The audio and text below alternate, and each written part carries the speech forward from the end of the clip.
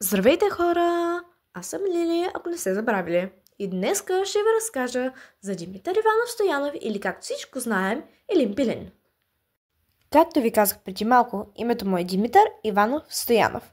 Но всички го знаем като псевдонима му Елин Пилин.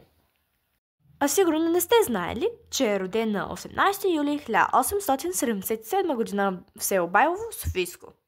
Баща му, Йодо Верджията, е беден, но буден селянин. Има 11 деца и се старае да даде им добро образование.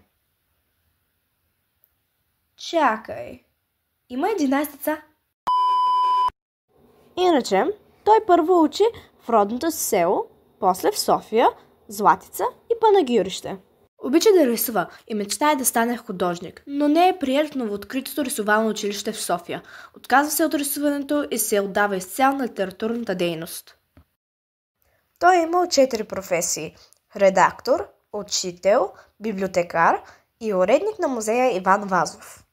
Важни факти за Елин Пилин е, че е участвал в Първата световна война и е изпращал материали от фронта за вестници и списания.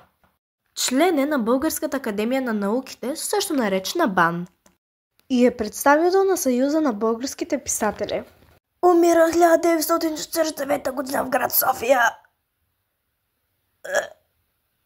И сега само остава творчеството. Първо, пише за живота в българското село. Второ, автор е на драмите «Земя» и «Гераците».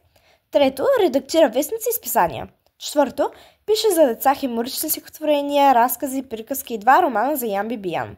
И пето, той е един от майсторите на късия разказ.